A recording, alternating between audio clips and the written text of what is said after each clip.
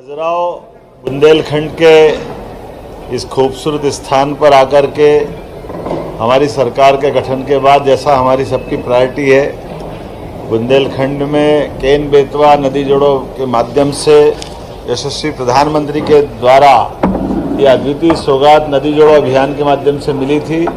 जिसके कारण से बुंदेलखंड का, मध्य प्रदेश का और उत्तर प्रदेश का ये दोनों इलाके मिलाकर के सिंचाई के लिए,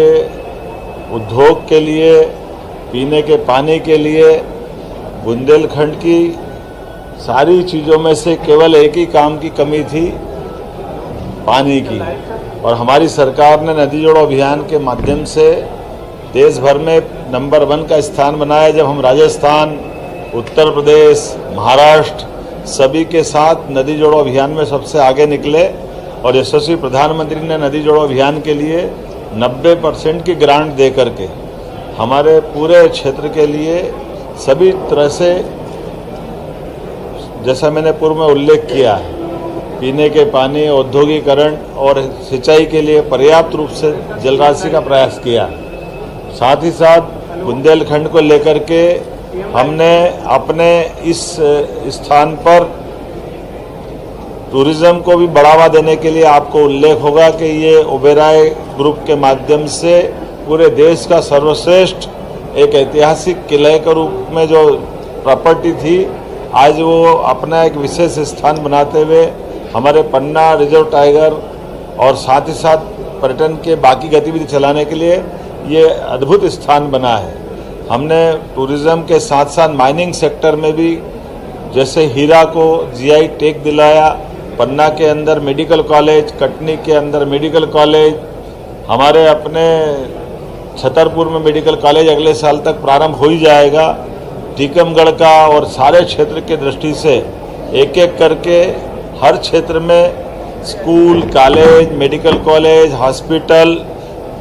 उद्योग धंधे की दृष्टि से कई सारी सौगातें कल हमारी कैबिनेट में भी आने वाली है। और आज दिन भर हमने हमारी सरकार के कई महत्वपूर्ण विभागों के समीक्षाओं का कार्यक्रम या क्रम जारी रखा,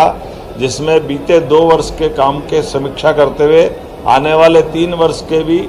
कामों के बलबूते पर सरकार के माध्यम से हम बुंदेलखंड और प्रदेश की क्या सेवा कर सकें, ऐसे कई कामों को लेकर आए। जनजाति, जाति विभाग, स्थानीय शासन विभाग,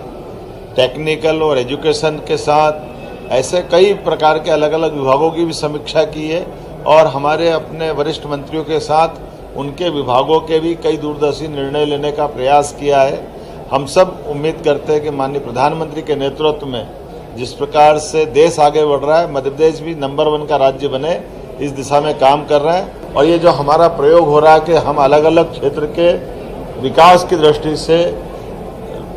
कैबिनेट भी वहीं जाके करें, ताकि उस क्षेत्र को भी लाभ मिले, मंत्रीगणों को भी और जनता को भी, दोनों के बीच की दूरी आनंद के साथ एक दूसरे को समझने में भी समय लगे। और इसी आधार पर यह बुंदेलखंड में पहली बार खजुराहो में कैबिनेट करने का निर्णय किया है। और जैसा कहा कि केवल कैबिनेट करने नहीं आए, कैबिनेट के माध्यम से कई सारी सौगातें भी दिलाएंगे। और कल से आज तक लगातार 3 दिन तक एक तरह से मैं खुद भी यहाँ हूँ और मेरे सारे माननीय मंत्रीगण